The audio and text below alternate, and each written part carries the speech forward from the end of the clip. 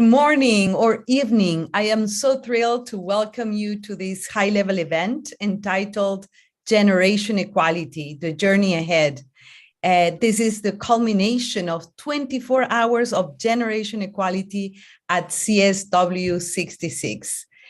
My name is Maria Fernanda Espinosa, member of the Global Women Leaders for Change and Inclusion, GWL, former president of the UN General Assembly, and member of the Generation Equality Steering Committee.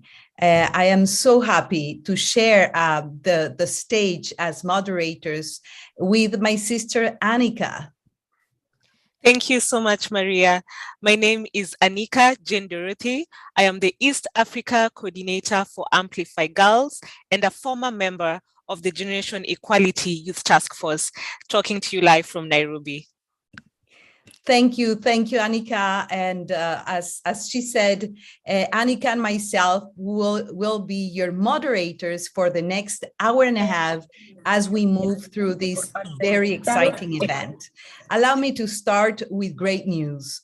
Under this 24-hour generation equality action, basically, we have had more than 30 events that happen across the world from Bangkok to New York. These events show the continued momentum and energy unleashed by the Generation Equality Agenda following last year's Generation Equality Forum in Mexico and Paris, where over $40 billion were committed to accelerate gender equality and women and girls' rights. Action is the key word, deeds and not only words. That's why we're here today with you. Annika. And today we will therefore be joined by many active partners involved in the generation equality journey. They will be sharing their experiences, accomplishments, and ambitions. We will also announce recent progress and tools that will be instrumental in catalyzing generation equality for the next 5 years. And so today's event will be comprised of two interactive dialogues. The first will focus on the vision for generation equality's future.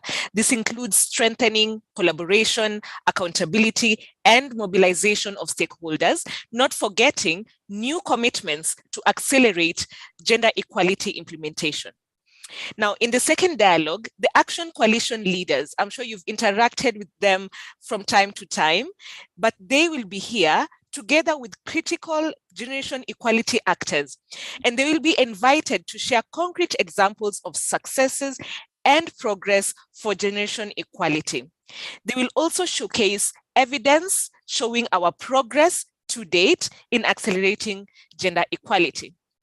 Now, our speakers will be introduced once each segment begins, and in the informal spirit of the Generation Equality Forum, we will be addressing our speakers using our first names. We also encourage you all to use the question and answer feature. These questions will then be addressed by the Generation Equality team who are behind the scenes, and they will be managing your questions and answering them throughout the event. So, without further ado, we would like to get right into the first segment. But before we start, we are joined today by the Executive Director of UN Women, Madam Simar Boaz. You're very welcome, Madam Edie, to give us our opening remarks in the beginning of the Generation Equality 24 Hours event. Welcome.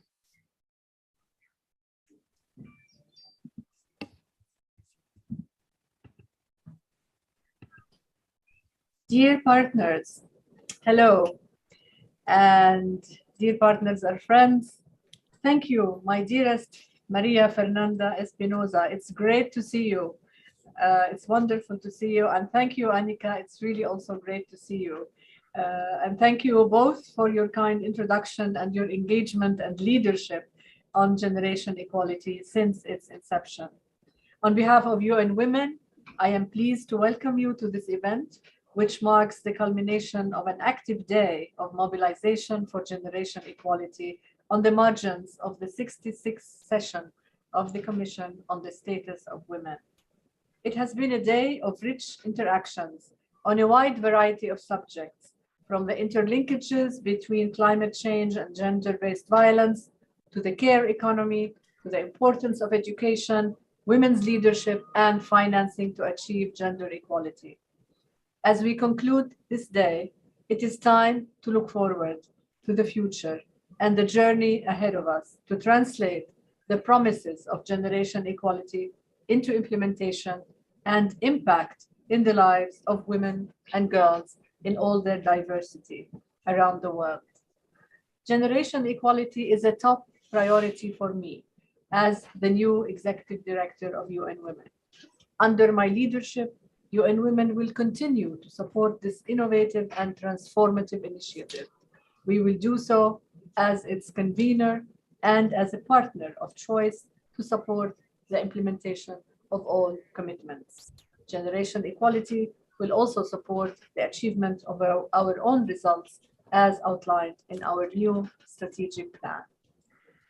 Today marks nearly 1 year since the Mexico Forum and already 8 months since we saw an unprecedented number of commitments at the Paris Forum to accelerate results for gender equality.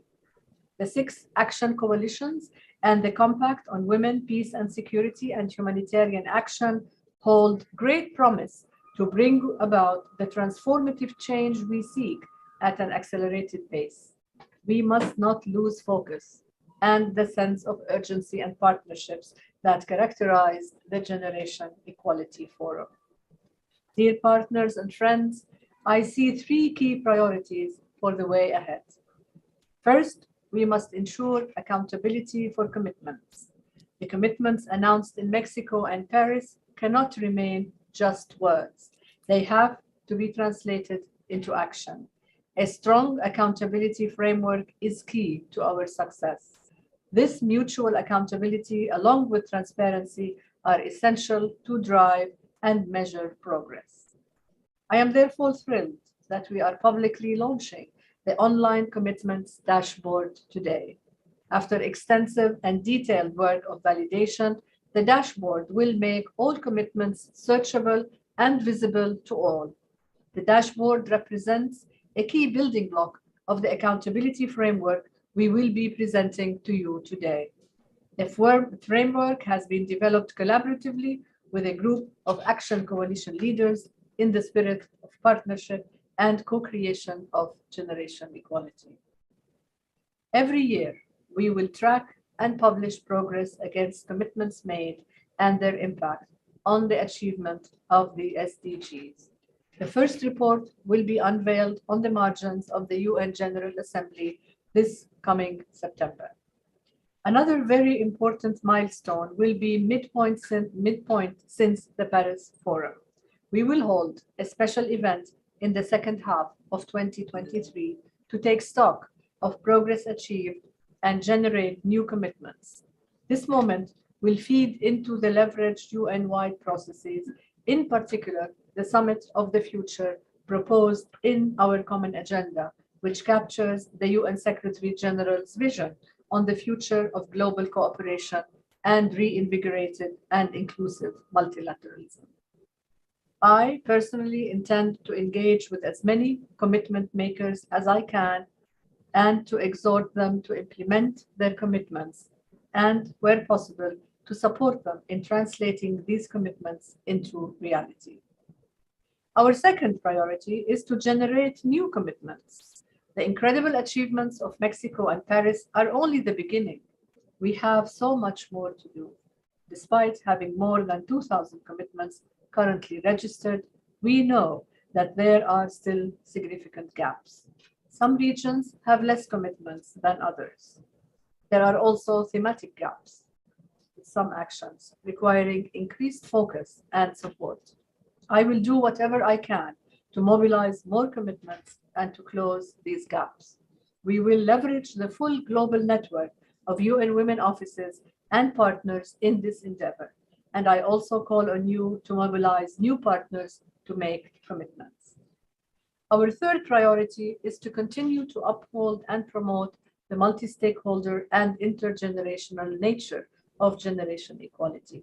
We know from experience that achieving gender equality requires an all-of-society effort. If we are serious about translating global norms and standards, the Beijing Platform for Action, resolutions on women, peace and security, the 2030 Agenda and the SDGs, and other relevant frameworks into concrete results, we need all stakeholders to work together in a coordinated manner and around common objectives. This reinvigorated multilateralism through actions holds great promise to accelerate progress towards gender equality at a time when we witness regression on women's rights across the globe. The horrifying war in Ukraine, where we see with every passing day the damage done to the lives, hopes, and futures of Ukrainian women and girls, is the latest in a series of conflicts that remind us just how complex our task is. I am committed to ensuring that all constituencies and key stakeholders continue to have a voice in the Generation Equality Follow-up, as they had in shaping the forum, through structured engagement and a clear scope for influence.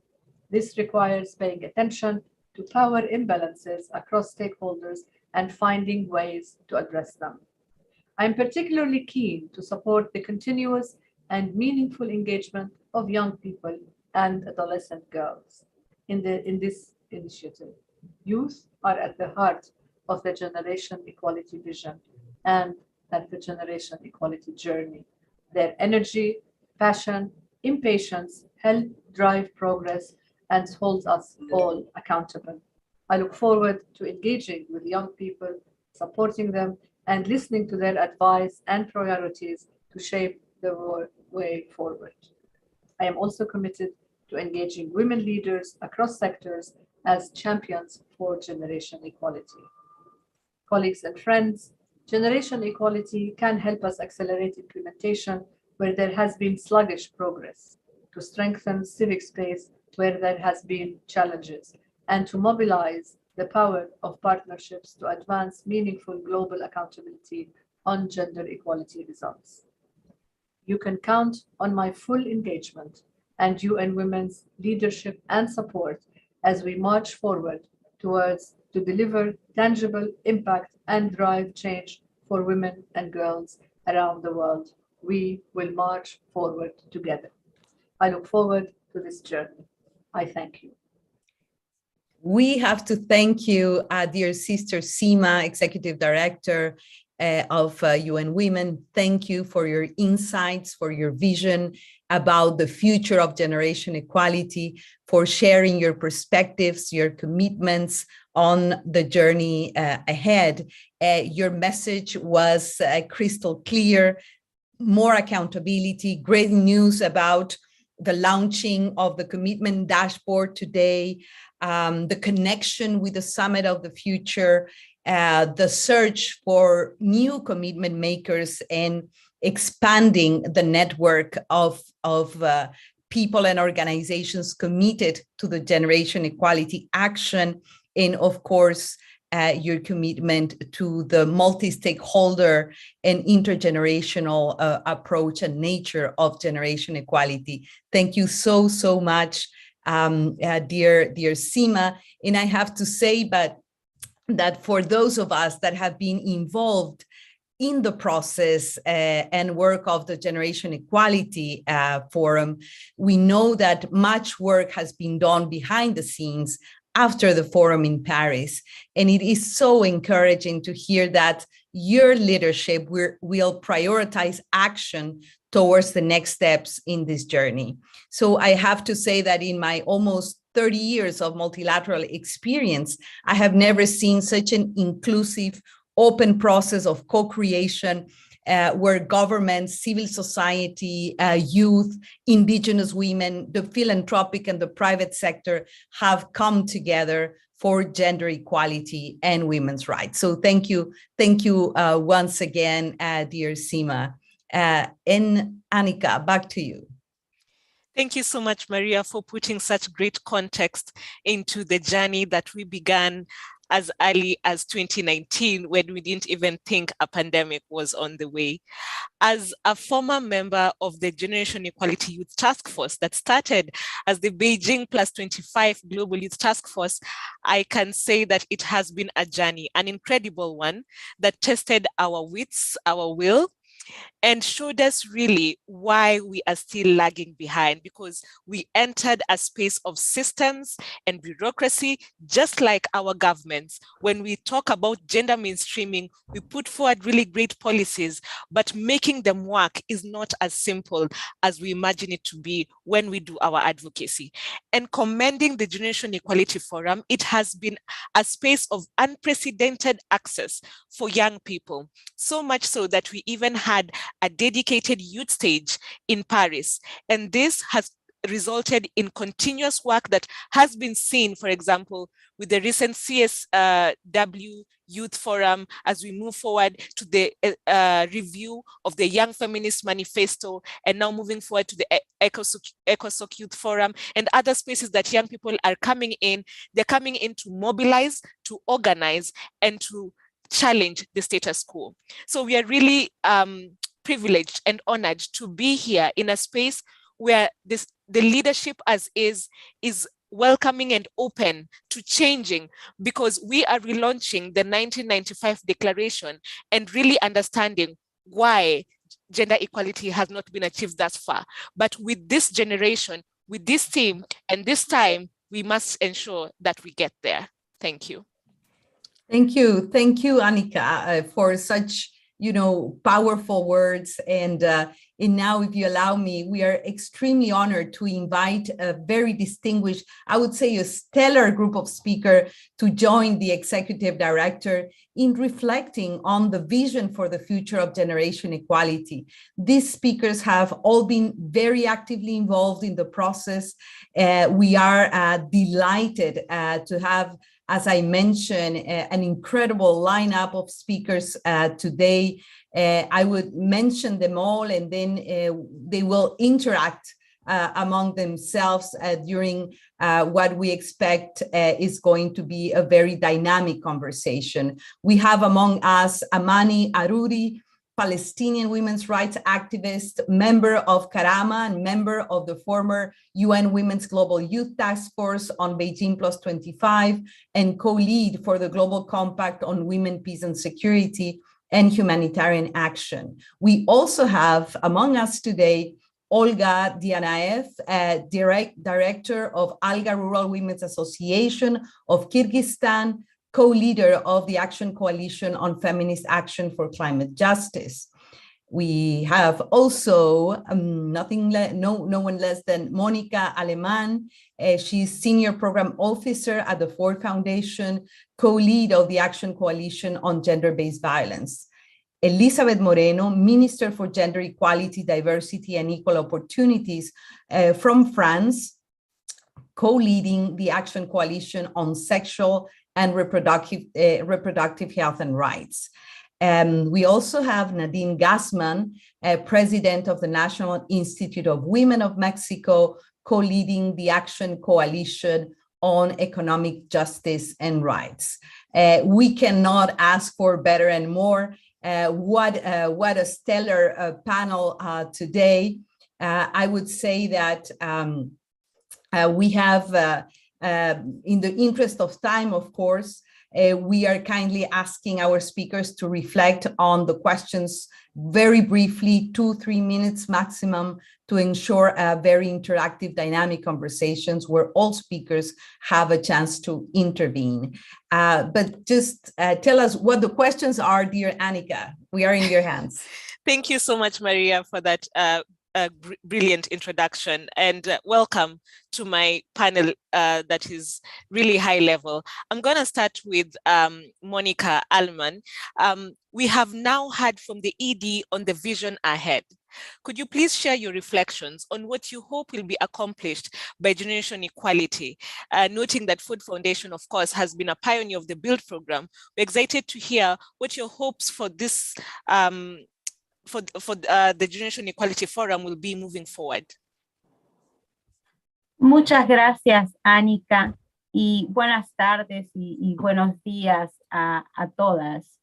Les traigo un saludo desde el liderazgo de la Fundación FOR. Para mí, verdad, es un honor poder estar aquí presente y compartir este espacio tan clave. El Foro Generación Igualdad fue un momento en la historia y para la Fundación FOR fue un punto de partida para abrir nuevas puertas y replantearnos nuevas formas de hacer y pensar lo que hacemos. En este proceso, cuando hablamos de avances y grandes lecciones, ¿verdad? Nos hemos planteado 4 grandes lecciones como Fundación FOR.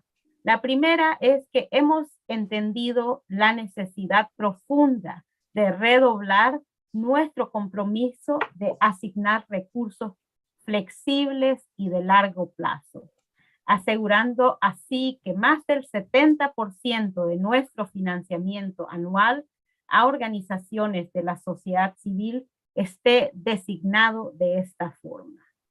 Segundo, hemos aprendido que estamos invirtiendo en la infraestructura de las múltiples expresiones del movimiento feminista amplio y diverso, porque creemos que es la mejor estrategia para lograr el cambio social.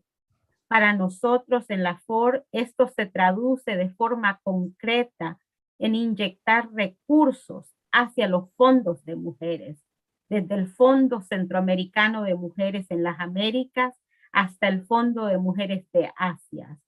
Esta estrategia para FOR es fundamental porque logramos así democratizar acceso a los recursos para los movimientos autónomos de mujeres que están operando en diferentes niveles de incidencia.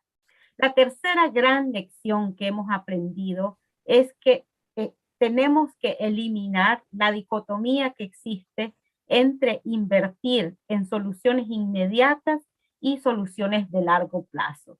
En este proceso, ¿verdad? Hemos aprendido que no podemos imaginarnos un futuro sin resolver el presente. Y este presente está directamente conectado a las emergencias climáticas, sanitarias y económicas. Por tanto, hemos designado recursos específicos para responder de forma ágil a la situación del COVID. Y la última lección, ¿verdad?, es que no podemos hacer este trabajo a solas.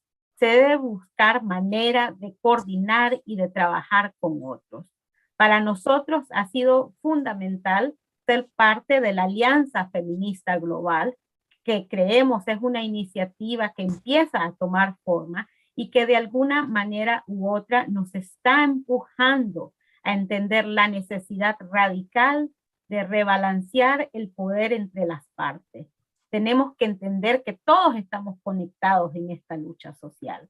Pero en la Fundación Ford no solo hemos aprendido lecciones, ¿verdad?, sino que tenemos una visión de ese futuro que queremos más adelante. Y lo primero que queremos es un sistema de Naciones Unidas y más aún un sistema multilateral eficiente y con capacidad de responder al mundo que necesita paz, seguridad y necesita ser feminista. Debemos apostar todos a esa gobernanza global, porque estos son momentos difíciles para muchas estructuras nacionales. La segunda gran visión que tenemos es que queremos a una ONU Mujeres con capacidad y con recursos de responder a las mujeres del mundo, con capacidad de entender su rol diferenciado en el ecosistema. Una ONU Mujeres que logre catalizar la agenda planteada en el Plan Global Acelerado de Igualdad de Género y de ser una voz dentro de Naciones Unidas para las mujeres. La tercera visión que tenemos. Thank you so much, Gracias. Monica, for those brilliant remarks, so powerful and strong, and really you have not shied away from the pertinent issue of resourcing, power dynamics, and commitment. Thank you so much for leading the way. And I just want to bring Olga, just on the backdrop of your conversation as well. Coming from the director of Rural Women Association, Olga, we've had instances and conversations about resourcing communities. We've had conversations about power balancing in multilateral spaces for women in rural areas. We've had questions, about how transparent the generation equality process is, and how can women in the grassroots access or champion this process. What do you think we can do, and what is your hope? What do you think the Generation Equality Forum can achieve for rural women? Olga, if you're here, welcome. Yes, thank you, Annika, so much. For me, it's a great honor to have an opportunity to share with you our aspirations. So I represent the Rural Women's Association, ALGA, from Kyrgyzstan, Central Asia. And so for us, participation and being one of the co-leads of the feminist action on feminist climate justice is a great opportunity to bring some change in our communities, and not only at the grassroots level, but at the national and even at the sub-regional level. And we can see that after the Mexico and Paris, there is really, we can see this movement that many things started to happen like in a positive way. First of all, we could see that we could bring more women into decision-making power in our local councils and in the parliament.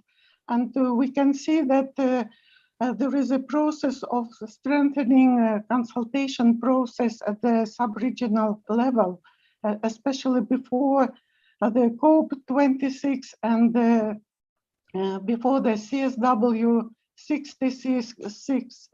And it is a very good sign for strengthening partnership and cooperation between Central Asian countries. And so for me, like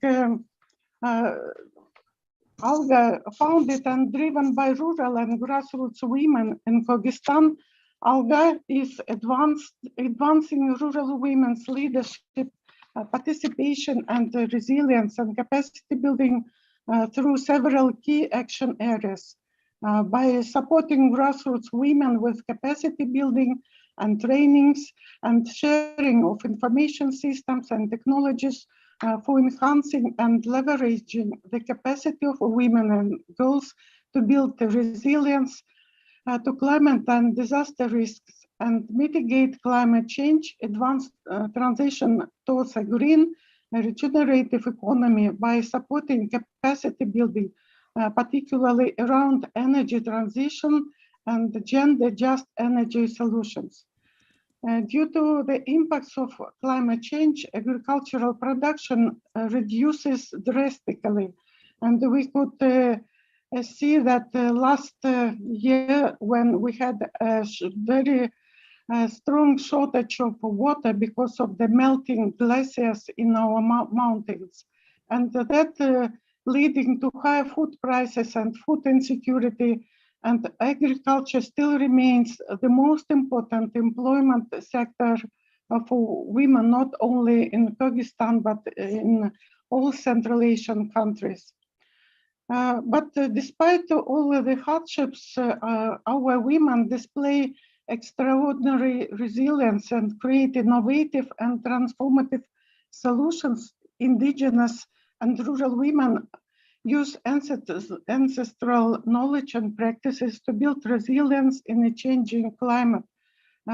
For example, by preserving crop biodiversity and seed varieties, protecting local bee populations, using natural soil building and fertilization methods, living forest intact, and other, like construction of solar heaters, solar dryers, and using this alternative solar energy, and also struggling with plastic pollution and with soil degradation and soil pollution. Being like a part of Action Coalition, Alga also committed to advance our vision of the Action Coalition on Feminist Action for Climate Justice, and we committed to advancing women's leadership, participation, resilience, and capacity building.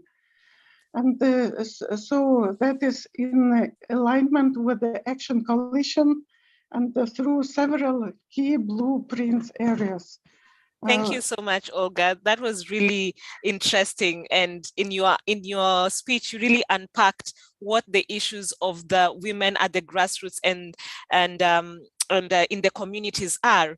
And, you know, the conversation keeps on building up from one key issue to another. Monica has talked about resourcing and power balancing, bringing it down to you in the pertinent issues of women like agriculture, solar, climate change. And now I'm going to bring in Amani Aruri, who's a Palestinian women's rights activist and a key global compact member for women, peace and security. Amani, how are these issues being reflected in the youth that you work with in the Women, Peace and Security Compact? What do you hope to see for generation equality, and are young people understanding really what we are doing? What do you hope to see moving forward? Thank you so much, my dear Anika. It's really great to have Youth Task Force coming together, also being engaged in such spaces. But first, I would like to say that I really would like to speak in Arabic, as we're here also to ensure regional representation. شكرا Please جزيلا. go ahead. Thank you. سعيدة جدا بمشاركتي. شكرا أسفة أنا عم بسمع. شكرا جزيلا سعادتك أستاذة سيما، وسعيدة جدا إني عم بمثل حاليا مجموعة الشباب العالمية لجيل المساواة، وأكيد شبكة كرامة والشبكات الشبابية الأخرى. وأكيد خلال رحلة جيل المساواة يعني شاهدنا العديد من التطورات والتحقيق، وحققنا كثير الإنجازات لمسناها لأول مرة. نحن كشباب لمسنا هذه التغييرات وهذا الأثر الذي قمنا بتحقيقه منذ بدء رحلة جيل المساواة، منذ تأسيسها. وكان للشباب أكيد دور فاعل جدا من خلال على صعيد على مستوى اتخاذ القرار، على مستوى صناعة السياسات، على مستوى تخطيط وليس فقط تنفيذ هذه الفعاليات وهذه المؤتمرات، ولصياغة أكيد نتائج رحلة جيل المساواة. خلال بدأنا من خلال اللي هو فريق العمل الشبابي العالمي لجيل المساواة، أخذنا بتنوعنا جغرافيا وتنوع أكيد خلفياتنا من دول مختلفة.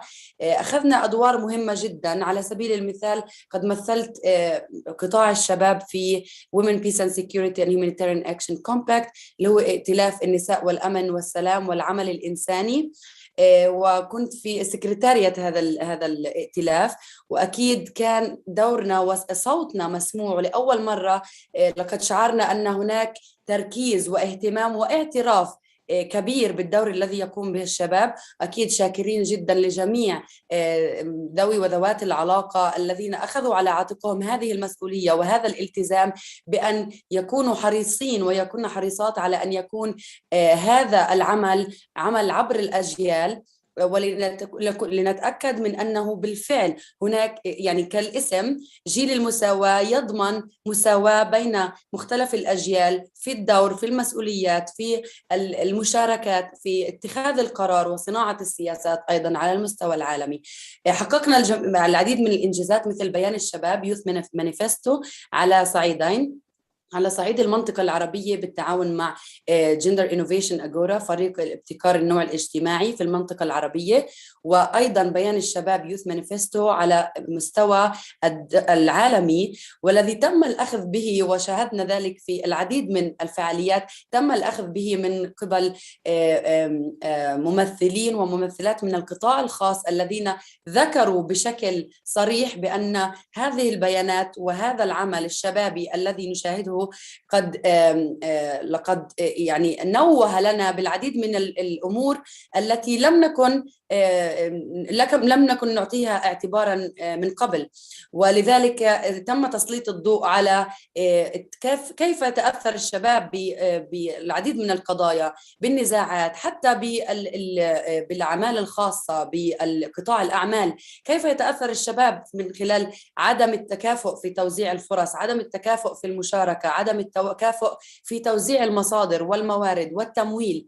ولذلك يعني كان هناك فرص أكبر، تم فتح أبواب لفرص أكبر لمجموعات شبابية، لحركات ناشطين وناشطات، حركات مجتمعية، حركات سياسية رفعت أصوات هذه الفئة، الشباب، الفئة التي طالما كانت مهمشة ولطالما كنا نعاني من إقصاء مقصود أو غير مقصود على الصعيد السياسي والاجتماعي وعلى كافة الأصعدة.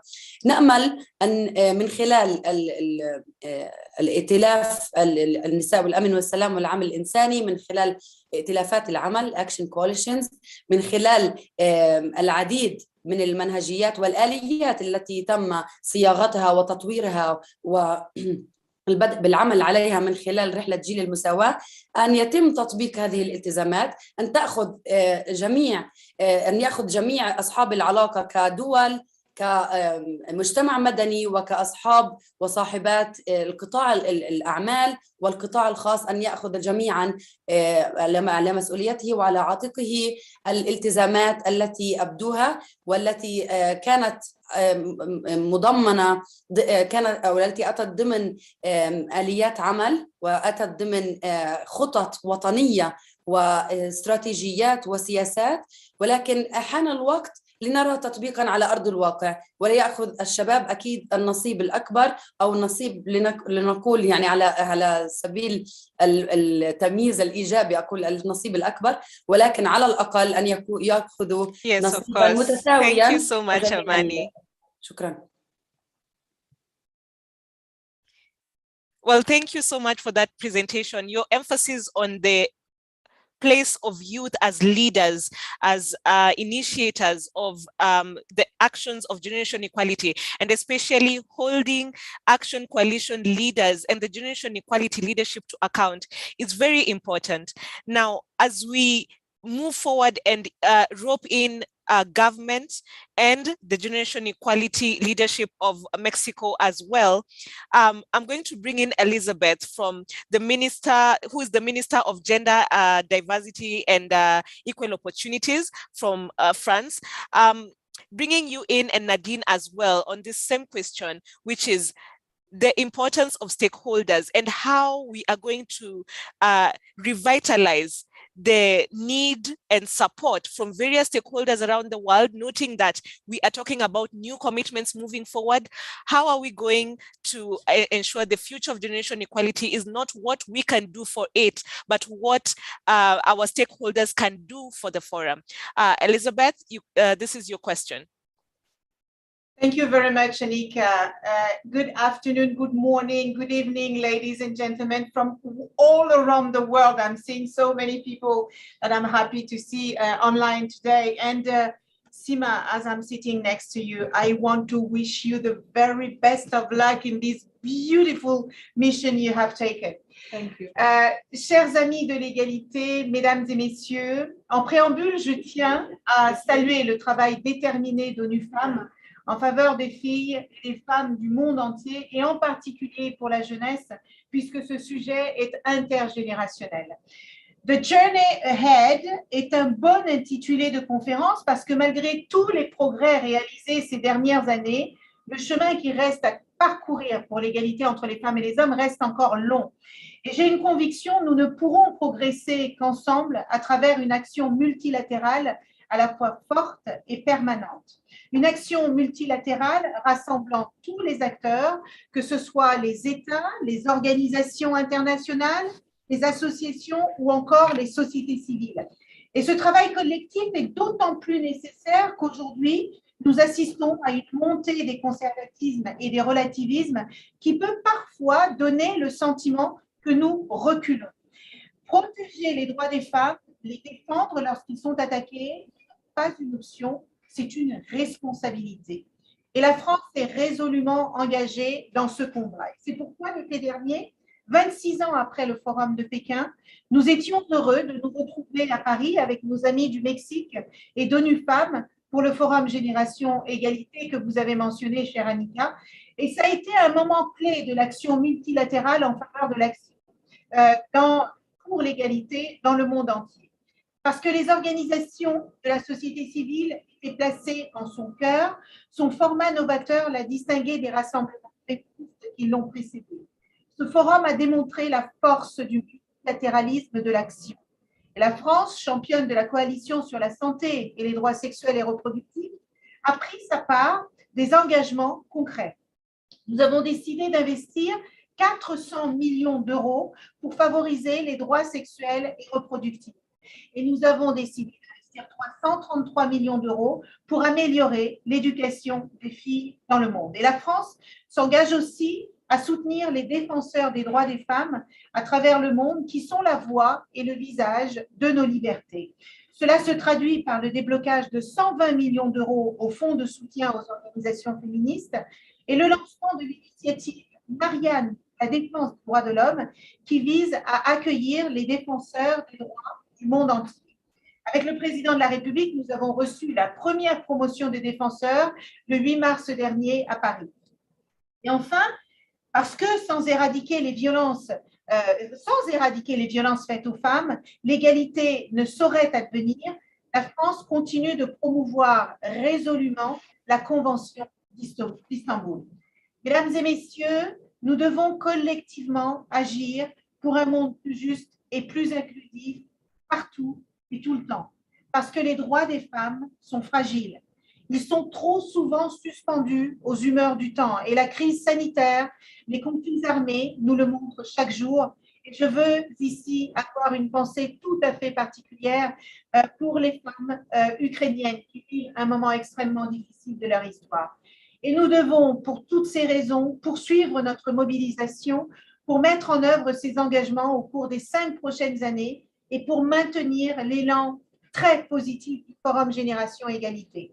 Parce que c'est de cette manière et de cette manière seulement que nous parviendrons à une égalité concrète et réelle entre les femmes et les hommes à travers le monde. Nous en avons besoin dans notre pays, nous en avons besoin en Europe, nous en avons besoin partout dans le monde. Et tout à l'heure, quelqu'un disait « Together we all can ». I strongly believe that together we all can. Je vous remercie. Thank you so much, Monica. That was such a powerful intervention and commitment on your part. And I'm just gonna bring in Nadine Guzman, President of the National Institute of Women in Mexico, from where this journey started, the generation equality journey started. And Nadine, please tell us, since the journey started in Mexico, with you leading it at the front and center, are you happy with where we are now? And where do you see us going with all the multilateral stakeholders who are now coming on board? What message do you have for them as well? Thank you, Annika. I would like to have my camera on. I changed places and device, and that's why they're not allowing me. But I have to say I'm really happy. I'm really touched. We are a year later here together. I want to greet Madam Sima Sami, wish her the best, and tell her I'm really, really happy of her commitment to generation equality. We are absolutely thrilled with that. The same with my good friend Elizabeth. Thank you for being together. And now I'll switch to Spanish. Realmente es un momento histórico estar un año después en este espacio de generación e igualdad que somos todas y todas. Sabemos que el viaje empezó en marzo en México, no terminó en julio en París y estamos en marcha y el día de hoy tenemos grandes avances a un año del foro. El foro hizo historia en México por la movilización de compromisos de alto nivel para constituir un espacio genuino de participación inclusiva de los diferentes sectores de la sociedad, por la participación relevante de las mujeres indígenas, de las mujeres de la diversidad, de las jóvenes que nos dijeron y nos enseñaron cómo debe ser la participación real. Y porque adoptamos la diferencia como un valor fundamental y como un motor de cambio transformador. México ha reafirmado un camino histórico en la agenda feminista al promover decididamente la participación de la juventud en su diversidad. El Foro de México fue un ejemplo de inclusión de las y los participantes. Más de 13,000 personas de todo el mundo estuvieron interactuando, de las cuales casi la mitad fueron jóvenes. Y las 50,000 personas que estuvieron también en París mostraron este mismo camino que construimos, no sin tropiezos, no sin dificultades, pero de realmente escucharnos, disfrutarnos y sabernos juntas. En México hablamos de poder, hablamos de crisis, de esperanza, de tomar acciones colectivas para celebrar la oportunidad de coincidir, de dibujar juntas la hoja de ruta para seguir en el camino de lograr la igualdad sustantiva para las mujeres. Gracias a un esfuerzo colectivo de mujeres diversas, de todas las regiones del mundo, desde niñas, adolescentes, hasta mujeres adultas y mayores, reafirmamos nuestros compromisos con la igualdad y con el logro de los derechos de las mujeres. Además, avanzamos en la definición de los mapas de ruta de las coaliciones de acción. Sentamos las bases para la estrategia feminista en conjunto con la sociedad civil y generamos los acuerdos necesarios para avanzar en el cumplimiento de la plataforma de acción de Berlín y de los objetivos de desarrollo sostenibles de cara al 2030. En México reafirmamos nuestro compromiso con la igualdad y un ejemplo de ello es tanto lo que propusimos como lo que trabajamos desde la Coalición de Acción por la Justicia y Derechos Económicos para avanzar en una economía más justa, más igualitaria y feminista. México, como líder de la Coalición de Acción, presentó el compromiso de vinculación con el convenio 190 de la OIT sobre violencia y acoso en el mundo del trabajo. Y es para mí un gusto compartir que el día de ayer el Senado de la República ratificó esta convención.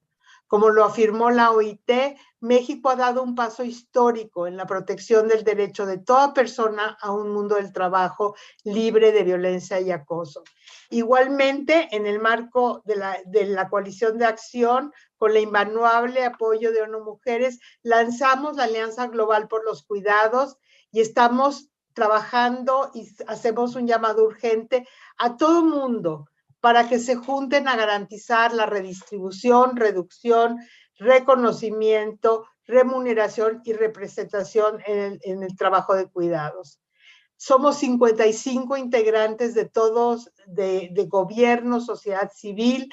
Estamos compartiendo prácticas, articulando diálogos, generando incidencia, y cada integrante actúa y se compromete desde su papel a co-crear este espacio. Quiero terminar muy rápidamente, antes de que me corte Anika, hablando de los retos. Aspiramos en realidad para 2026 tener en la agenda feministas de cuidados completamente instalada a nivel mundial, que se hayan integrado en las políticas, cambios normativos, diseñado e implementado políticas, programas y medidas, así como tener los recursos suficientes para implementar estos sistemas de cuidados. El foro nos permitió agradecer a todos y todas el apoyo que recibimos, tanto en la celebración del Foro Generación e Igualdad como ahora en la Alianza Global de Cuidado. Los llamamos para que continuemos alimentando nuestro compromiso con acciones acciones firmes para lograr un mejor futuro para las mujeres y las niñas del mundo. Sigamos trabajando y disfrutando y construyendo esta generación igualdad. Un abrazo. Thank you so much, Nadine. Just on point there with my timekeeping skills. The worst job to have in such a great forum is to be the moderator, where you have to cut short some really powerful statements. And now I'm going to turn it back to our ED, Madam ED.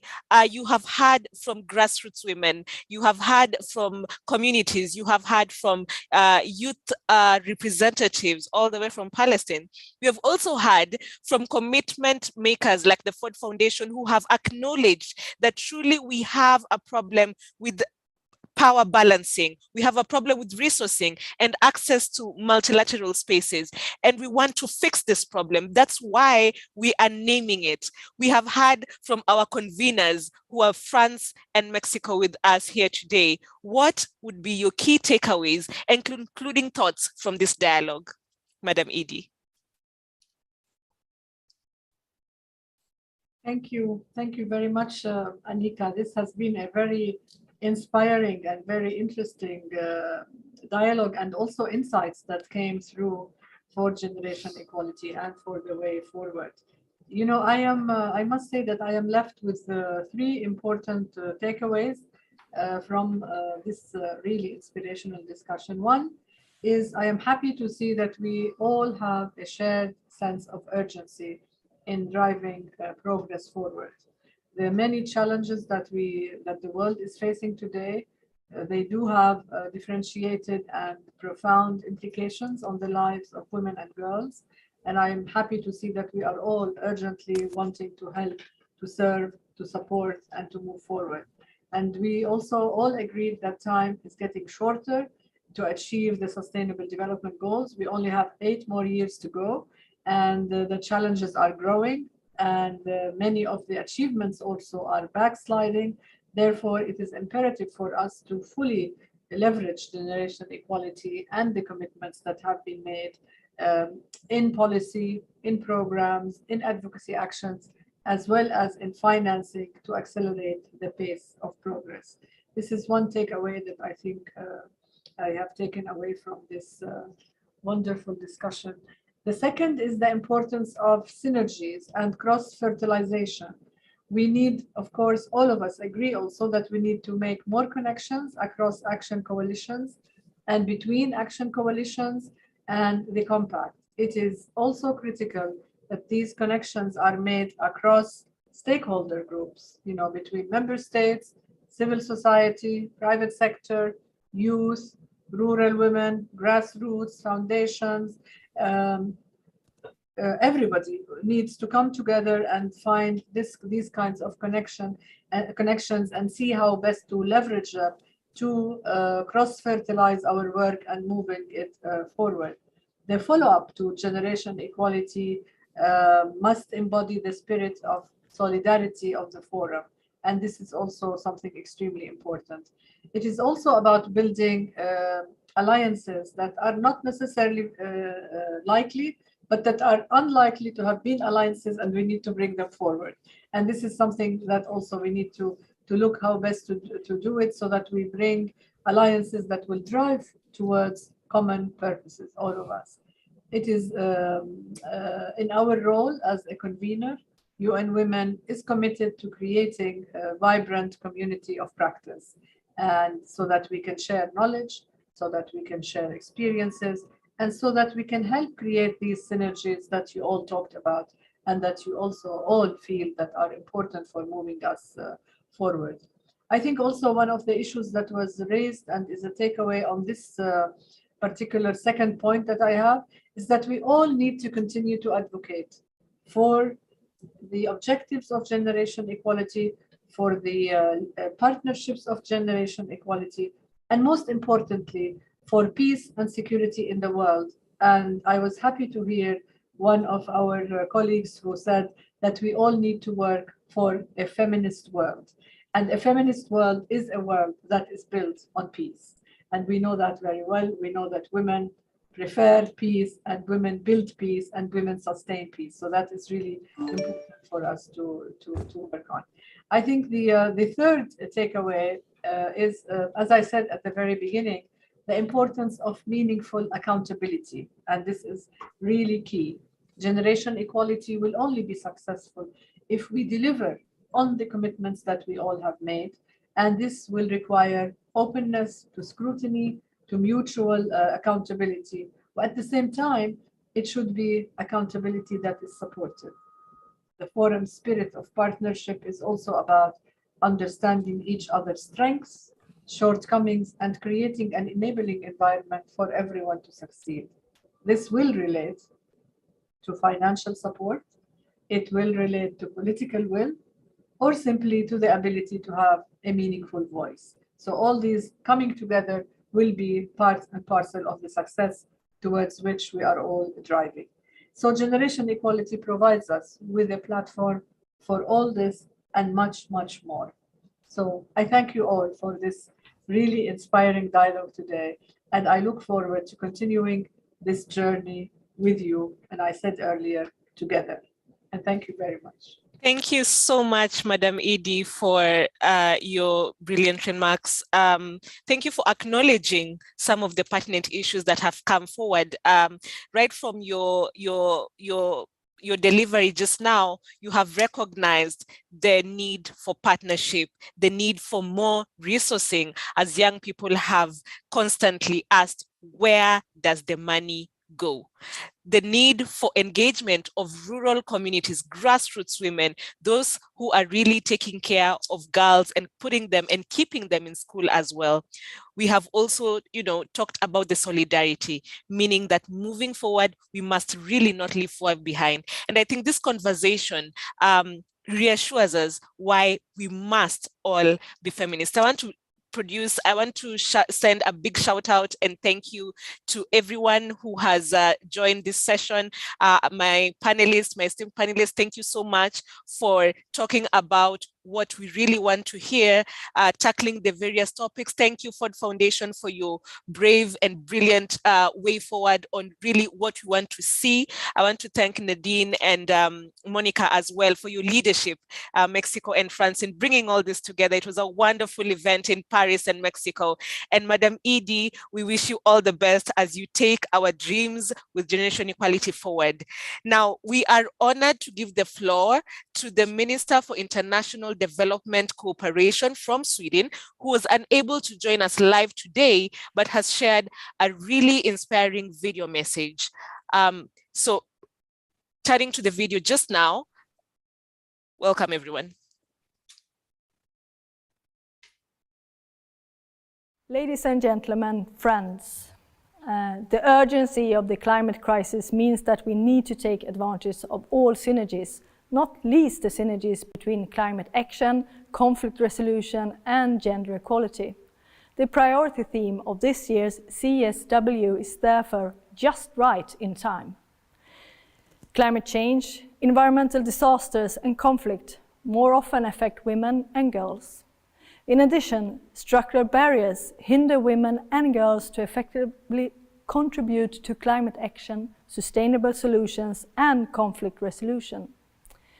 To address these challenges, we need to strengthen women's and girls' participation and leadership in climate action and conflict resolution. We need to increase financing in terms of gender budgeting and to women's rights organizations. We need more data disaggregated by sex and age, and we need to eliminate gender discriminatory laws. I would also like to highlight the importance of the creation of green jobs with a gender perspective. Women and girls are truly an untapped resource for sustainable and green economic development. We therefore need to strengthen women's and girls' education and training to increase their opportunities to access green jobs, as well as become green entrepreneurs and green employers. To close the gender digital divide is also an important challenge. For the Swedish government, gender equality in climate action is a high priority, At the UN Climate Change Conference, COP26, Sweden made a commitment to integrate gender equality in Swedish climate actions. One such example is through integrating gender equality into our framework program for sustainable consumption and production.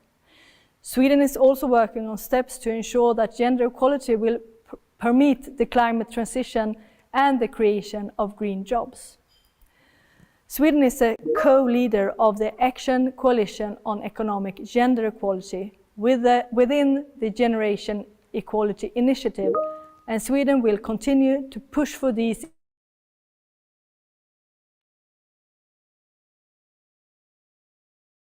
of the kind of multilateral and cross-sectoral cooperation we need to accelerate action for sustainable development. Another important multi-stakeholder platform is the Global Deal initiative. This is a global platform for sharing experiences and social dialogue at the workplace, and can as such contribute to strengthening the voice of women in the processes towards a green economy. Lastly, in June 2022, Sweden will host Stockholm +50, an international UN meeting aimed at advancing an equitable and global green transition.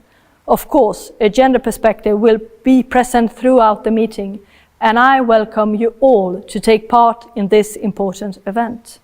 Thank you. Ladies and gentlemen, friends. Thank you. Thank you. Thank you to the Minister from Sweden for this very energizing message, for the kind invitation to the Stockholm +50 moment. We are really, I'm sure that feminist movements, governments, people that care about our planet, the environment, and the role of women to making our planet Earth more livable will be there in Stockholm +50. Thank you for the commitment of Sweden. We now want to welcome you to the second segment of today's event, which will focus on innovation and action.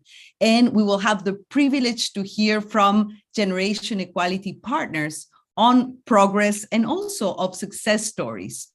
We are really delighted to have welcomed more than 95 partners as leaders of the action coalitions, some of whom are here with us today as speakers and are listening in, of course.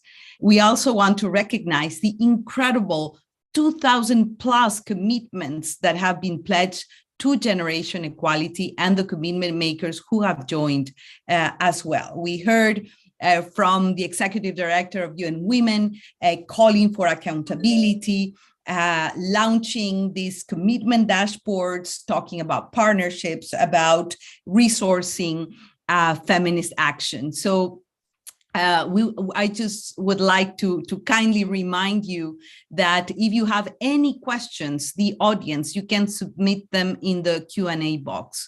And in the interest of time, we will now dive directly into introducing our stellar panel today.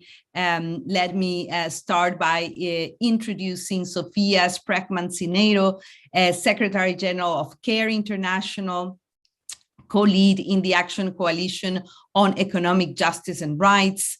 Also to introduce you to Latanya Mapp-Brett, President and CEO of the Global Fund for Women, a co-lead in the Action Coalition for Technology and Innovation.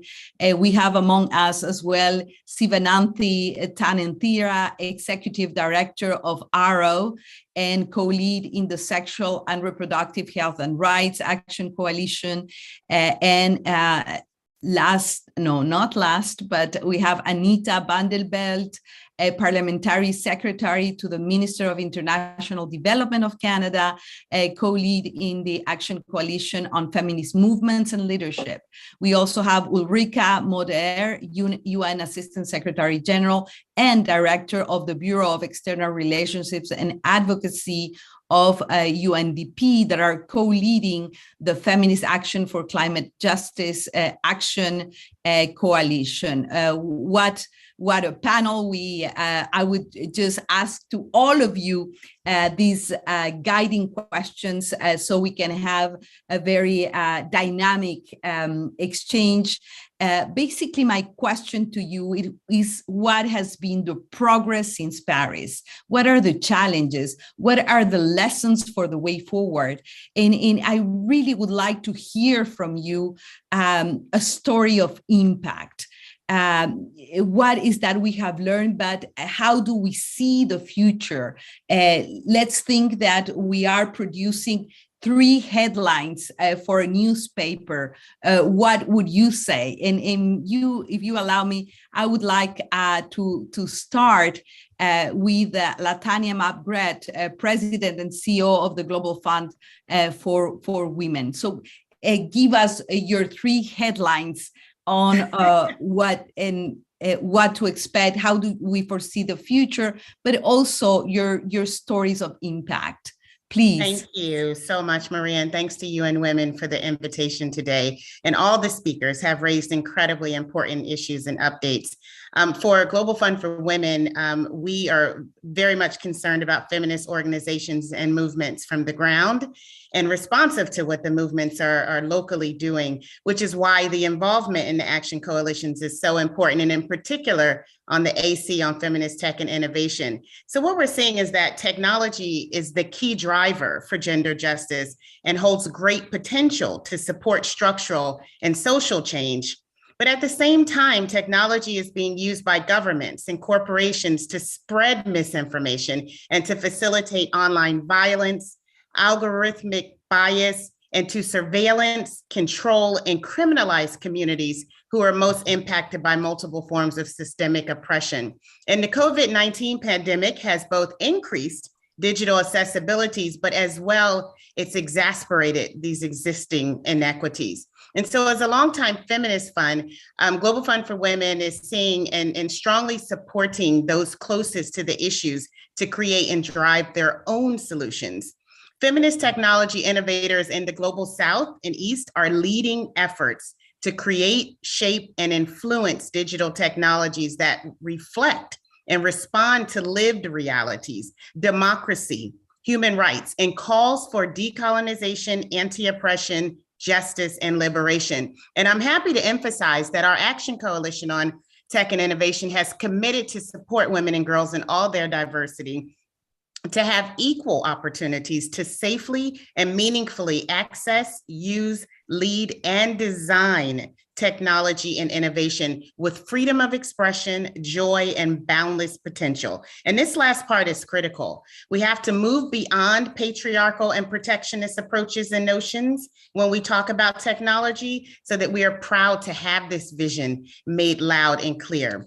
And so then just Maria, onto our commitments. Global Fund for Women has first committed to mobilizing at least $5 million over the next 5 years to fund gender justice movements and feminist activists at the Global South who are advancing feminist technology and innovation. And this year, we'll reach our $1 million goal and have dispersed that by the end of June in flexible, core, and long-term funding to groups who are advancing feminist technology and innovation for safety, security, advocacy, and communications knowledge, memory, and infrastructure design.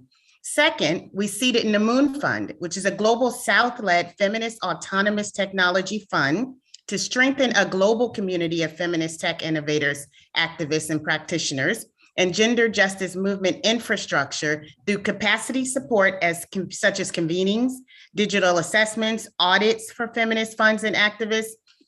And then since Paris, Global Fund for Women has also been developing 2 new technology and initiatives that will revolutionize how we leverage data to better understand and hone in on our support of gender justice movements on their own terms. The gender Thank you, Latanya. Sorry that I have to cut you here. This is really fascinating. Okay. How feminist use of innovation and digital technologies for the empowerment of women, but of course the great risks. And we're delighted to see that there is a strong commitment to close the digital gap, to work with the disenfranchised women and girls for equal access to the digital world. So thank you so much. And let me now turn to Sofia Sprague-Mancinero, Secretary General of CARE. And of course, there is a strong connection between breaching the digital divide, the new technologies, but also with the economic empowerment of women. Tell us what would be your 3 headlines on this extremely important issue, the economic empowerment of women and the role of CARE. You have the floor, Sofia. Thank you, Maria Fernanda. Thank you so very much. Maybe let's start with the story. You asked us for an impact story. So 30 years ago, women from Niger created the first Village Savings and Loans Association with the support from CARE. And this community micro savings approach allows unbanked women to create new opportunities, a new future. And through savings, they have escaped early marriage, generated businesses and education opportunities, and they have empowered women to know their rights and have more control of their own finances. And this is a very effective tool that really can create progress out of poverty. Since 1991, CARE has helped more than 8.4 million people, mainly women, join saving groups across 60 countries. So based on that success, we are really committed to significantly scale up this model and are currently working in 10 African countries to advance their own initiatives of economic justice and rights. We have a strategy to support at least additional 10 million women and girls from either new saving groups or strengthen existing groups. And we are partnering with 10 African governments and also private sector actors, because this takes really all hands on deck, everyone involved, to integrate this kind of model in their policies and programs. We have learned a lot already in the years and the last months, that this kind of transformative change really takes a lot of groundwork. Every step of the process, we need to build the whole ecosystem that is invested in women's economic justice. It takes resources, relationships, partnerships, and resolve and determination.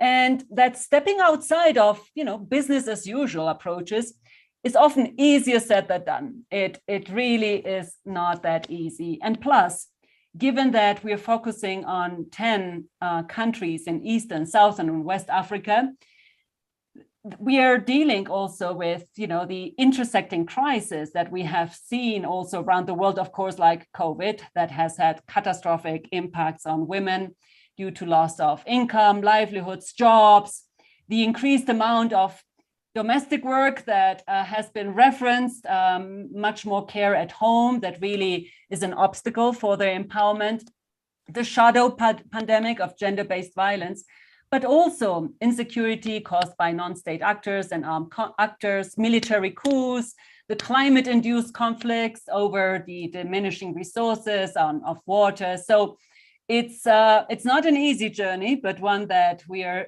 truly excited about. And in order to get there, we really need to work together hand in hand and in deep partnership. Thank you, Maria Fernanda. Absolutely. Thank you, Sofia. These are great news.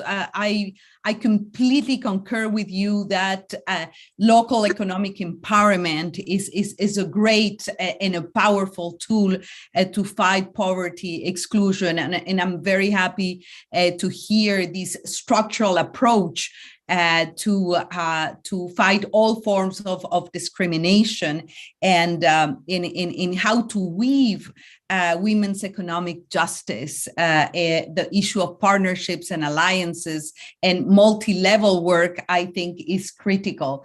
If you allow me, and so thank you very much for the commitment of CARE International and for what you're doing. Let me now call on Anita Vandenbelt, Parliamentary Secretary to the Minister of International Development of Canada. And I think that economic empowerment of women working at this multi-layered and multi-level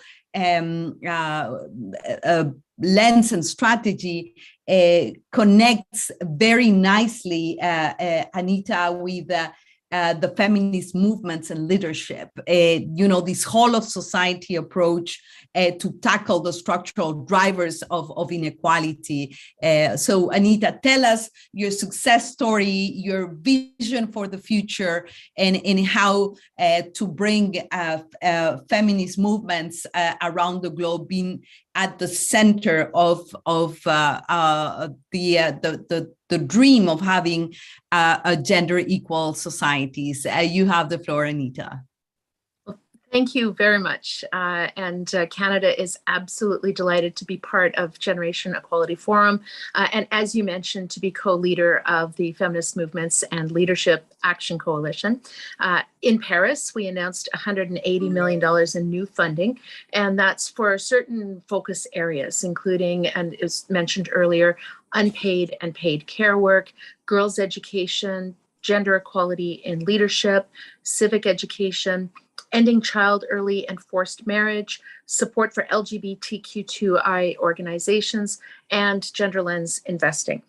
And as has been mentioned, there are, of course, many challenges. There are persistent barriers to gender equality. And in order to tackle those, we really need more focus on intersectionality, on inclusion and collaboration, and opportunities to work with new stakeholders and non-traditional partners. Some of the lessons that you asked for, I would just point to a few of them. First of all, I would say that one of the lessons that we've learned is that feminist leadership is not just about who holds power. It is about what we do when we get that power. And one of the most important things is to be deliberate and then to share that power in an inclusive way for those that do hold it. The second lesson that I would say that we've learned in the last little while is we have to try to be ambitious and patient at the same time, which is very hard to do. But I think that when you bring in new voices, it does add time, but that time is very well spent because it does lead to much better results. And then in terms of some of the stories of impact, I would say that since last year, Canada has co-created the Global Alliance for Sustainable Feminist Movements, and it now has over 100 women's organizations, funds, philanthropic organizations, and governments, and we're hoping to launch that early in this year. And this is really to try to make sure there's better funding for women's rights organizations around the world. In January, we also held a dialogue with 35 civil society organizations to develop our programming for our $100 million commitment on paid and unpaid care work.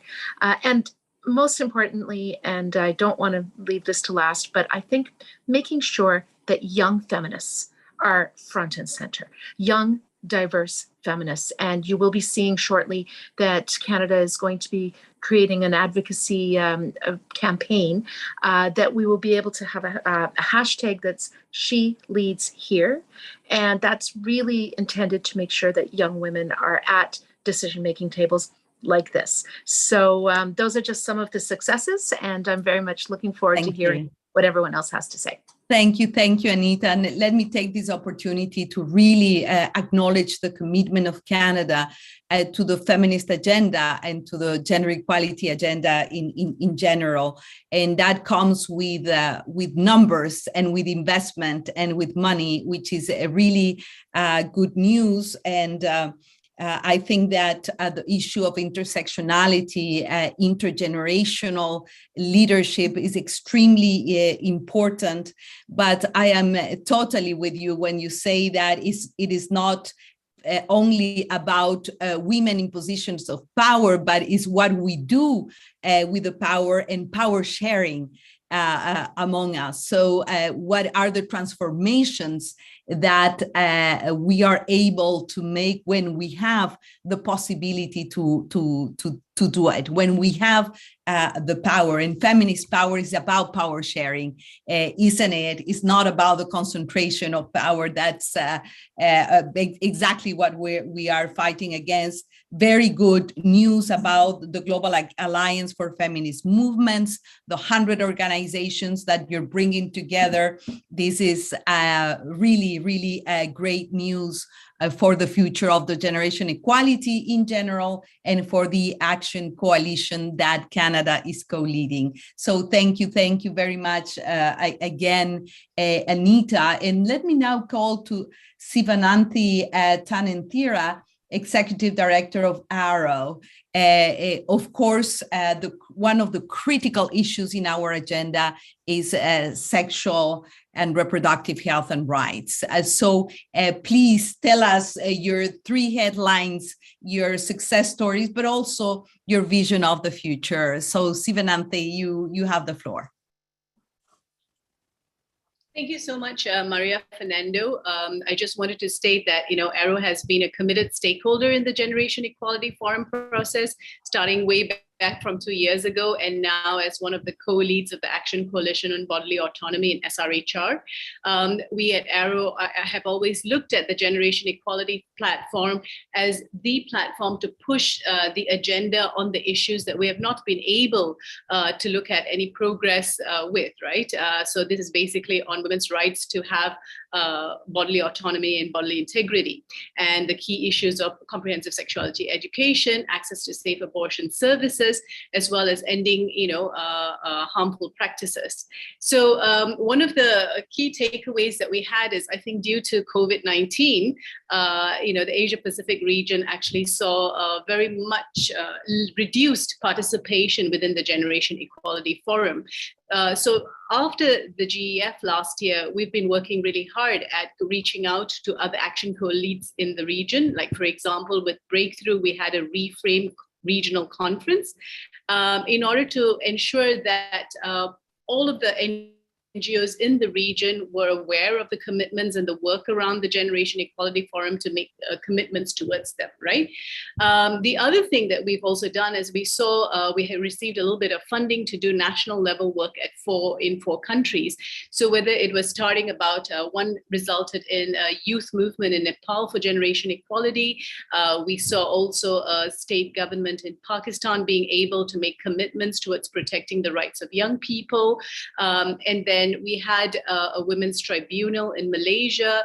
And of course, we had something like 3,000 women in the Philippines also kind of embracing the Generation Equality for a moment, right?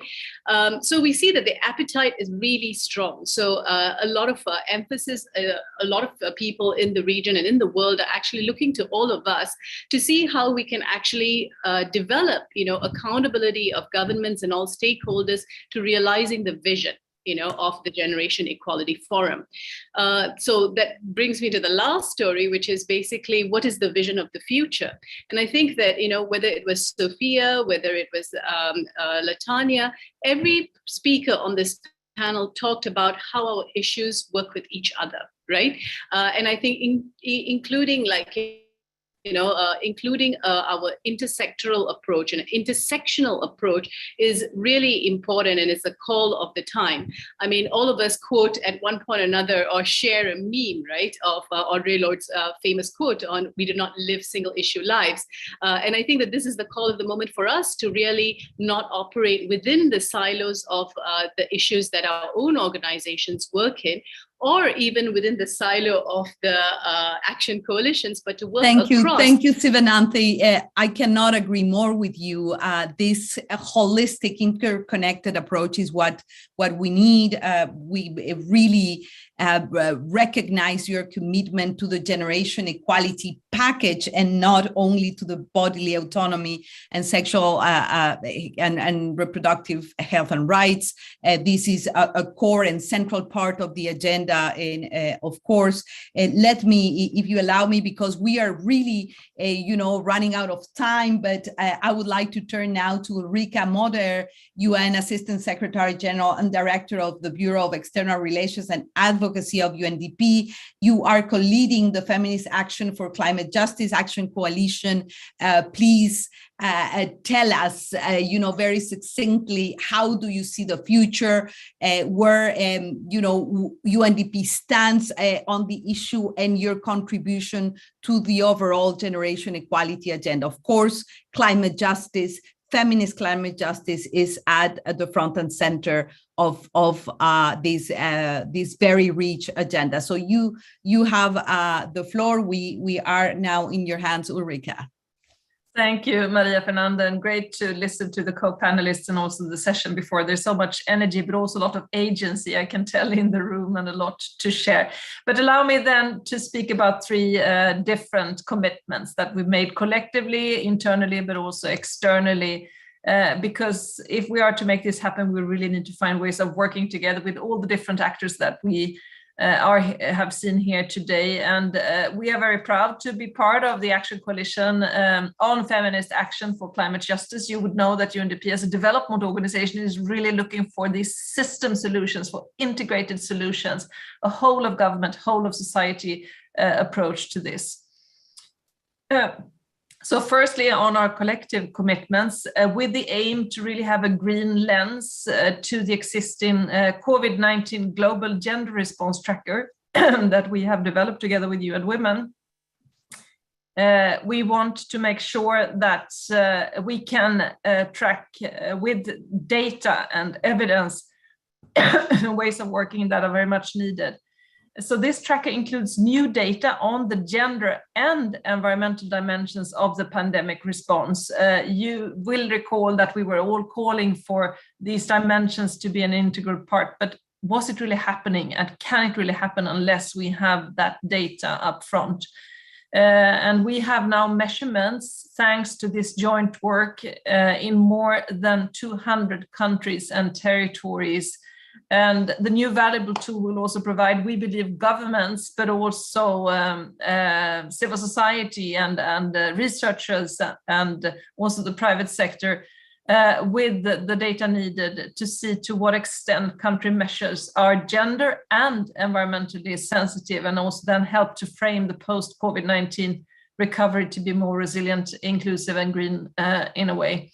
And of course, we speak about the socio-economic recovery from COVID-19, but we are not only in a perfect storm, we're in a perfect hurricane, it seems, because of course the rippling effect, as you heard the Secretary General speak about with regards to the war in Ukraine, will also have really severe effects on economies. Now, with regards to external commitments, we are continuing to upscale and unite our efforts to address gender inequalities in climate, energy, and environment. And as part of this, we are currently supporting at least 50 countries in advancing financial, policy, programmatic, and advocacy work in these areas. So the climate promise, as we have called our support to NDCs in 120 countries, is part of this. 96% of the climate promise countries, they actually include nowadays references to gender in their updated NDCs, compared to just 48% back in 2015. And this is, of course, very important progress, but now we need to turn the NDCs into concrete action plans, into whole of government, whole of society plans. And here, of course, we call upon all the different actors that are here now to make sure that this happens. Ask for them, look at the gender integration, much more to be done, but also much to base the work that we have on. During COP26, we launched a framework for enhancing gender and poverty integration into climate finance, an important funding stream, increasingly important funding stream, to make sure that we can look at both gender and poverty dimensions when we look at climate finance. And we're actually also, by the way, as several of you have called upon, also looking at climate finance in relation to conflict prevention. So in Ghana, just to take one example that can show this, is the GCF-funded Ghana Landscape Emissions Reduction Project, where we are looking with a very close gender lens into how to do things differently. And then finally, and thirdly, with regards to internal commitments, we have a program funded by SIDA, the Swedish Development Agency, where we work in 9 country offices, looking at also full programming in relation to gender capacity as a key priority. You heard the Swedish minister before. We would be very happy also to share those experiences across the board here. So as time is scarce, I'll leave it like that, but much more to be told. And please reach out also to UNDP, working closely hand in hand with UN Women, but many other actors also, to make sure that we can provide you with guidance and support, data, but also really concrete action on the ground. Thank you. Thank you. Thank you so much, Ulrika, and thank you for everything that UNDP is doing in partnership with UN Women, with so many other partners. And of course, the focus should be how to have a green and gender lens as we recover from the COVID pandemic. That's for sure. And how is that we build back more equal, greener, and climate friendly. And I really, appreciate the focus on data and on granular data to better understand and better inform policies at the national and local level. So this is really it's much needed. It's a core and center of the Action Coalition on Feminist Climate Justice. So thank you for what UNDP is doing, for what you're doing.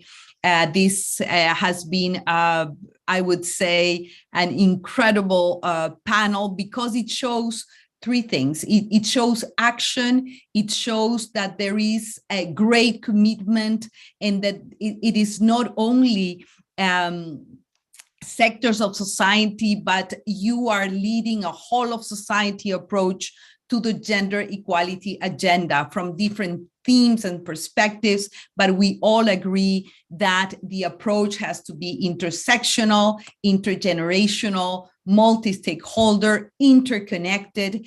Action coalitions cannot operate in silos. We heard the executive director loud and clear. It is about accountability. It is about partnerships. It is about financing in a sustainable and predictable manner the agenda that we have in hand. So I would say that in spite of the uncertainty, in spite of the suffering, in spite of the COVID-19 pandemic, the generation equality agenda is alive, is kicking, it's up and running, and it has a lot of action and traction because of you, because of your commitment, because of the leadership of your respective countries and constituencies. This has been really inspiring, encouraging. We really are in need of good news, and thank you for sharing the good news. If you allow me now, because we are running, out of time, but I am now extremely honored to give the floor to Rebecca Marmot, Chief of Sustainability of Unilever.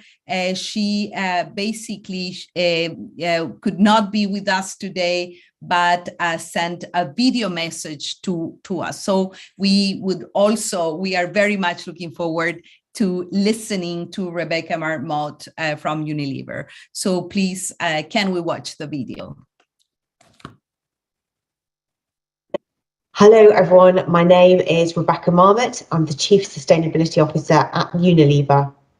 I'm delighted and honoured to share Unilever's experience on the much needed empowerment of women and girls here today at Generation Equality, the biggest global forum for women and girls in recent history.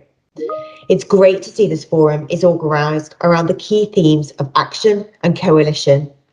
Action is urgently needed, as we know the devastating conflict in Ukraine, the COVID-19 pandemic, or the impacts of climate change disproportionately affect women. And secondly, it's only in coalition with governments, civil society, and other partners that we can accelerate progress and tackle the underlying causes of inequality. One of the ways Unilever is doing this is by facilitating economic empowerment of women. So, for example, we made a commitment to increase our annual expenditure with diverse suppliers to at least €2 billion a year by 2025. We're proud to report that there's been a 48% increase in spends in 2021, 60% being with women-owned businesses. But that's just the beginning. We're launching new partnerships to close the gender gap across all our portfolios. For example, in Thailand, with the local office of SME promotion, and in Kenya, with the IFC World Bank, to help provide access to finance, networking opportunities, and skills. Another way to economically empower women is to improve decent work and drive wages for all women. Unilever is already paying a living wage across its organisation, and we're now asking our suppliers to do the same. Last year, we launched our Living Wage Partner Promise for our 450 core suppliers, and after only a few months, 48 suppliers have signed our promise and will continue to actively promote others to join this movement. And finally, through our brands are key in bringing our strategy to life. For example, Sunlight, one of our detergent brands, will provide financial literacy training to at least 100,000 female entrepreneurs in East Africa by 2026. That's through the Sunlight Women of More programme. We're excited to join this global movement, along with many other partners, and drive impact amongst millions of women that can and will transcend generations. Hello, everyone. My name is Rebecca. Thank you so much to Rebecca Mahmoud and all of the speakers and partners who have joined us here today for our 2 segments of interactive dialogues. It has been a pleasure hearing from you about the future of generation equality and all the work that you have put in to the process. So today we would like to share with you a visual representation of the journey ahead for generation equality. This will come from the map that is on your screen now, and it follows the map we presented at the forum in Paris last year. It shows a little bit of everything that we have spoken about. It shows huge milestones coming up, CSW, UNGA there, SDGs focused on very closely there, youth engagement, localization featuring prominently there, and other spaces as well. We must act equal. This is the journey of generation equality. Huge thanks to the Difference for their support in creating this. The journey map outlines many exciting moments and impactful work ahead for the Generation Equality Forum. We will, of course, be sharing this map with all our partners following this event, so you will be able to have a closer look. Today at CSW66, there will be a special spotlight on the launch of the Commitments Dashboard and the Accountability Framework. To introduce this, we will give the floor to Papa Sek, the Chief Research and Data Section Lead at UN Women, and Jivika Shiv, who's a National Gender Youth Activist for UN Women and the Forum for Rights of Women and Farmers in India. Papa Sheikh, the floor is yours. Thank you, Annika, and greetings to all colleagues around the world. As you've heard, significant progress has been made in developing the monitoring and accountability framework for the action coalitions, and equally significant progress on the monitoring framework of the Compact on Women, Peace and Security and Humanitarian Action. Since the Paris Forum in July, we have solicited and received commitments, validated these commitments, and thanks to partners, here we are to share with you at CSW66 and to launch the Commitments Dashboard for the Action Coalitions, as well as to celebrate the progress on the Compact Monitoring Framework. In September, at the UN General Assembly, we look forward to launching the full online accountability framework, which will contain the commitment dashboard and much more. The accountability framework of the Action Coalitions consists of 4 core elements that are outlined in the Global Acceleration Plan for Gender Equality, or the GAP as we call it. The first element is the commitment tracking of the commitments on the commitments dashboard, and reporting through a web-based survey that will be fielded every year and shared in the form of an annual global report at the UN General Assembly. The second element are global targets and indicators, which were established in the Global Acceleration Plan and developed through online public consultation. These have just been released today, in fact, and will be used annually to assess progress, biannually to assess progress towards the blueprints targets of the action coalitions and to contribute to the global learning and data agenda. The third element is on how transformative the process has been. Each action coalition will monitor and evaluate the ways of working with attention to intersectionality and inclusion principles. And this may include independent auditing. The fourth and final element of the accountability, monitoring and accountability framework are the stories of impact. These aim to capture qualitative shifts by documenting programs, laws, and policy changes and their effects. And this will really also include an aspect of documenting best practices and lessons learned as well. And a key part of this accountability framework is really the element of commitments reporting. Generation Equality, as you know, has received over 1,000 commitments submitted at the Paris Forum. And since then, more than 1,000 have additionally been pledged through 2021. And this doubles essentially the global commitments and to transformative change for gender equality that we've seen. And as a result, I am pleased to share with you today the official public launch of the Generation Equality Commitments, Commitments and Compact Monitoring Framework dashboards. These dashboards will be comprehensive repositories of all commitments and actions with ability for the public to view commitments and actions in their entirety, search and disaggregate submissions, encourage knowledge sharing, enable cross-thematic collaboration and global advocacy, and perhaps most importantly, to ensure transparency and accountability of the critical principles of generation equality. So without further ado, what I would like to, we can go through just a short video that will show you exactly just the key elements of this accountability framework.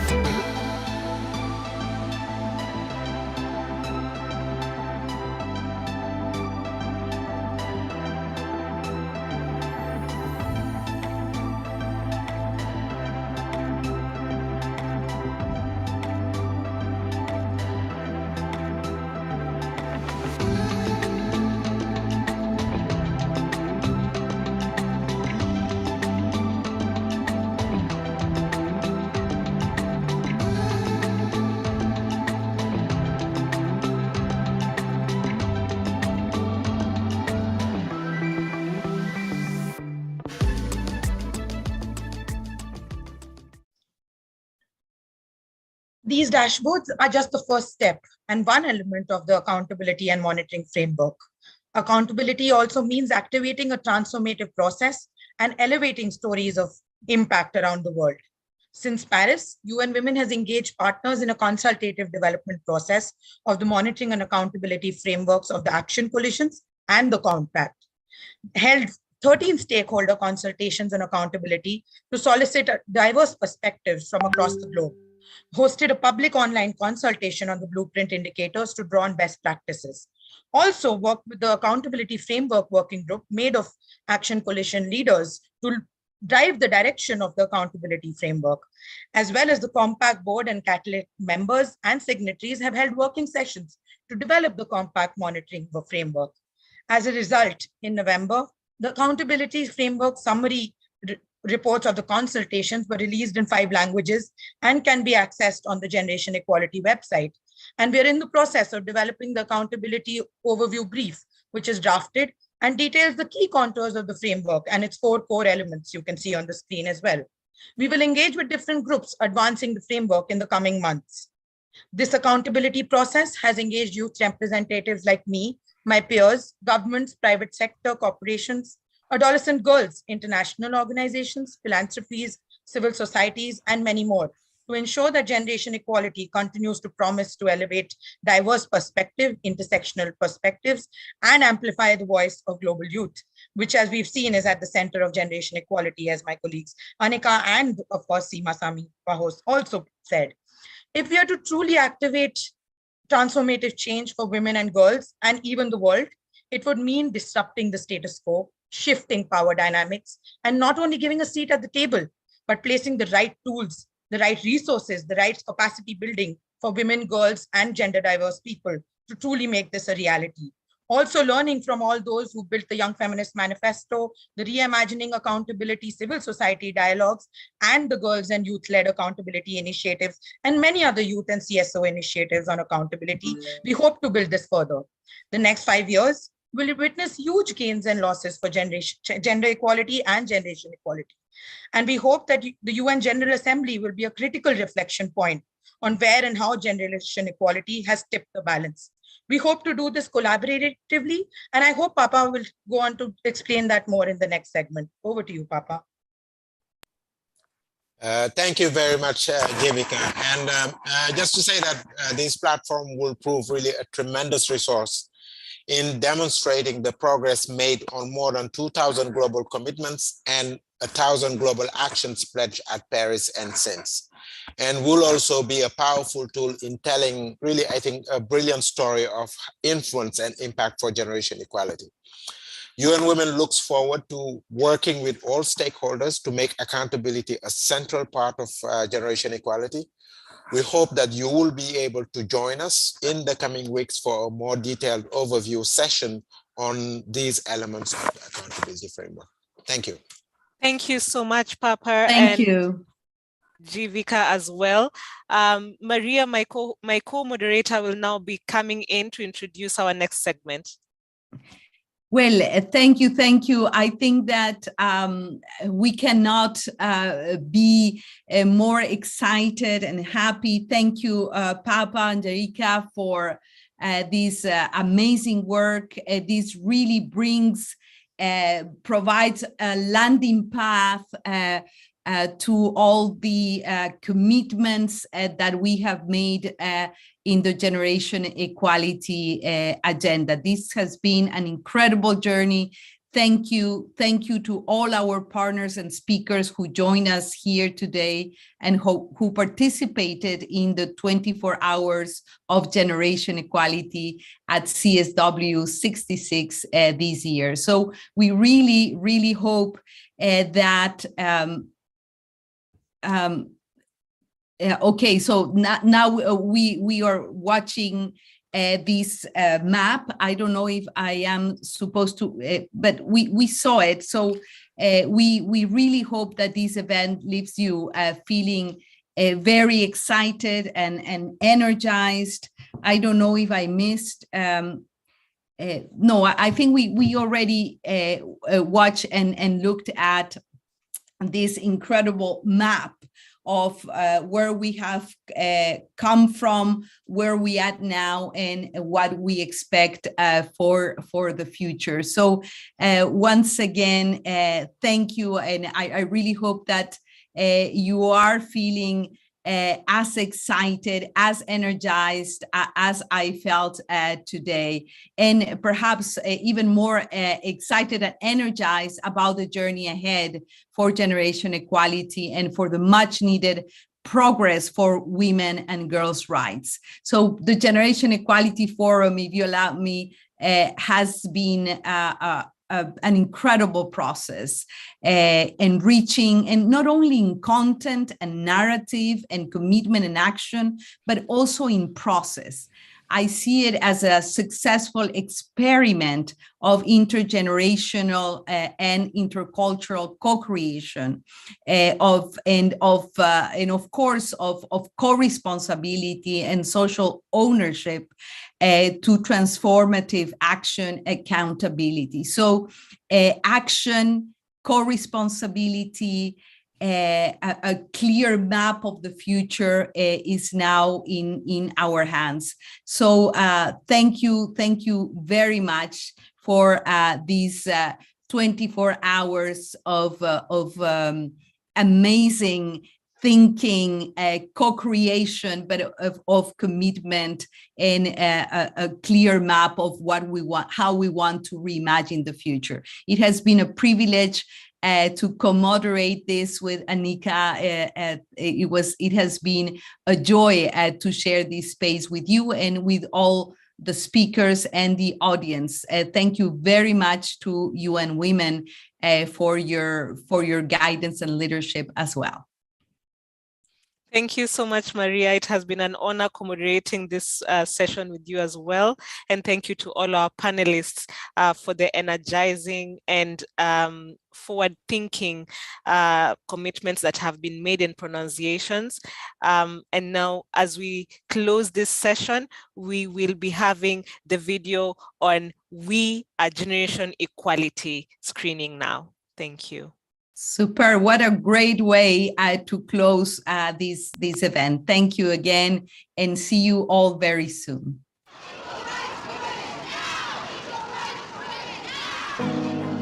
What defines a generation?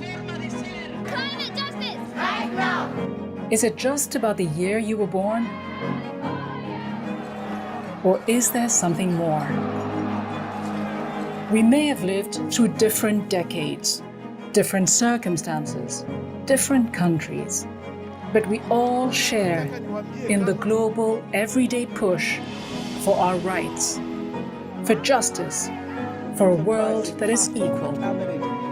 Perhaps what defines our generation isn't our age or our background, but the line in the sand that we have drawn.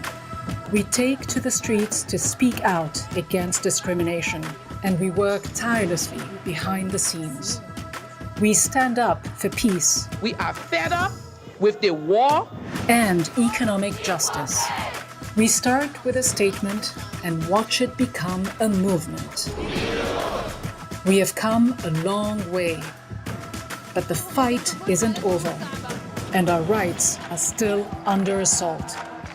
It is time to take action. Let us be the wake-up call the world needs. The eyes of all future generations are upon you. Be the first, the youngest, the best, and then make sure no one is left behind. When someone tries to silence you, raise up your voice. Let us wage a global struggle. Change everything, or change just one thing. As long as you do something, whether you're new to changing the world or have been in the fight for a long time. Each knows exactly why we are here. We are all together, united for gender equality. And the future we create for women and girls is up to all of us.